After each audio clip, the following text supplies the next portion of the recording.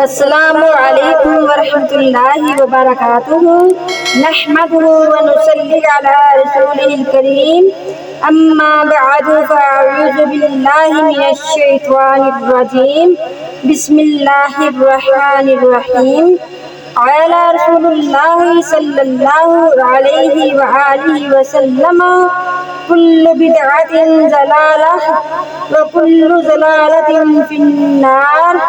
رسول اللہ صلی اللہ علیہ وآلہ وسلم نے فرمایا کہ ہر بدعت گمراہی ہے اور ہر گمراہی آگ میں لے جاتی ہے، یعنی جہنم میں لے جاتی ہے۔ روزے کے بدلے میں لوگوں نے اس مہینے میں بہت سی ناجائز باتیں ایجاد کر لی ہیں۔ نوحہ اور ماتم، گریہ زاری کے علاوہ وہ تعزیہ داری کی رسم اسی مہینے میں ادا کی جاتی ہے جس کا ثبوت نہیں ہے، بلکہ یہ کھلا ہوا کفر اور شرک کا کام ہے۔ اب میں تعزیہ، نوحہ اور ماتم وغیرہ کے متعلق چند باتیں بیان کرتی ہوں۔ تعزیہ کے لغوی معنی کسی مصیبت زدہ کو تلقین صبر کرنے اور تسکین دینے کے ہیں۔ چونکہ کسی کا مرنا بھی اس کے ورثاء کے لیے ایک سخت مصیبت اور باعث رنج اور غم ہے، لہذا ان کے تلقین صبر کرنے کو بھی تعزیت کہتے ہیں، بلکہ اکثر اسی پر بولا جاتا ہے۔ شریعت میں اس کے یہ معنی ہے کہ کسی کے مرنے پر صرف 3 دن تعزیت جائز ہے، اور جس میں نہ رونا ہے، نہ پیٹنا، نہ چیخنا ہے، نہ چلانا، نہ کپڑے پھاڑنا، نہ گریبان چاک کرنا، نہ بال نوچنا، نہ سینہ کوٹنا، اور نہ زانوں اور رخساروں پر ہاتھ مارنا، نہ اجتماع و اہتمام اور جزا فضا کی ضرورت ہے، اور نہ میت کی مدح ذم یعنی تعریف کی حاجت نہیں ہے، جیسا کہ عوام میں کسی کے مرنے کے وقت دیکھا جاتا ہے۔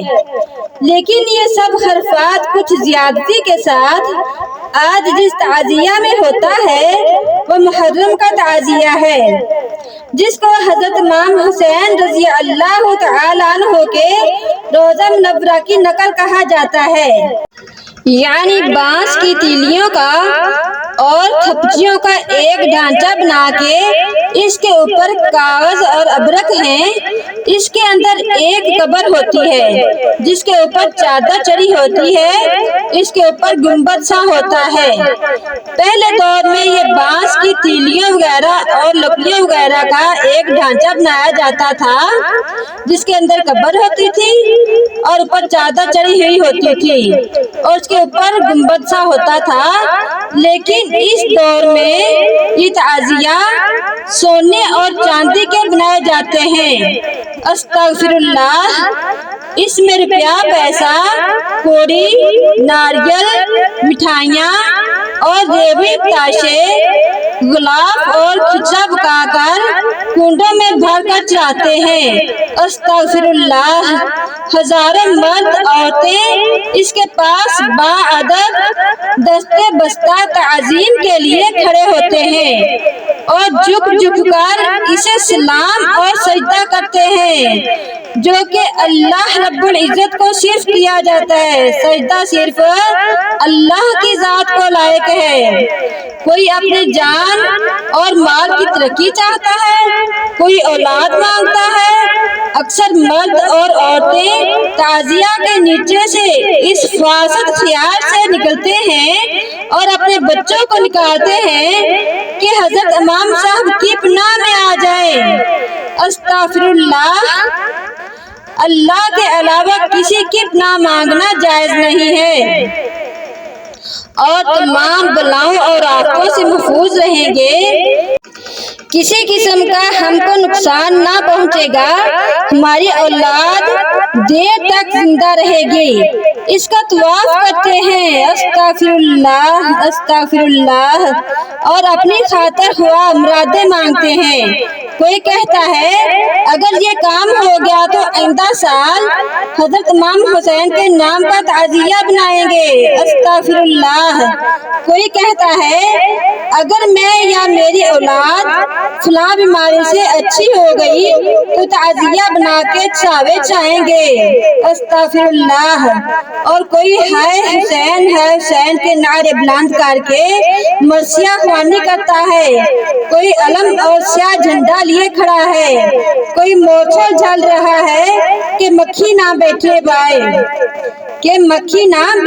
پائے، کوئی ڈھول تاشا بجا کر اچھلتا کودتا ہے، کوئی چھری گتے سے مصنوعی جنگ کر رہا ہے، کوئی لکڑی کی تلوار چلاتا ہے، کوئی کشتی اور اکھاڑے کا جوہر دکھا رہا ہے، اور کہیں سبیل امام حسین رضی اللہ تعالی عنہ کے نام کی لگائی جا رہی ہیں۔ آپ ہورے رکھے ہوئے ہیں، کوئی شربت پلاتا ہے، آخر 10ویں محرم کو بازاروں اور گلیوں کوچوں میں پھرا کے ایک میدان میں لے جا کے دفن کر آتے ہیں، اور بعض لوگ تبرکن اپنے گھروں میں رکھ چھوڑتے ہیں تاکہ اس کا سایہ رہے اور کوئی آفت اور مصیبت نہ پہنچے، حالانکہ یہ سب کام کفر اور شرک کے ہیں اور حرام ہیں۔ اللہ تعالی ہم سب کو ان کفر اور شرک کے حرام کاموں سے بچائے۔ آمین ثم آمین۔ وما توفیقی الا باللہ العلی العظیم۔ وآخر دعوانا ان الحمد للہ رب العالمین۔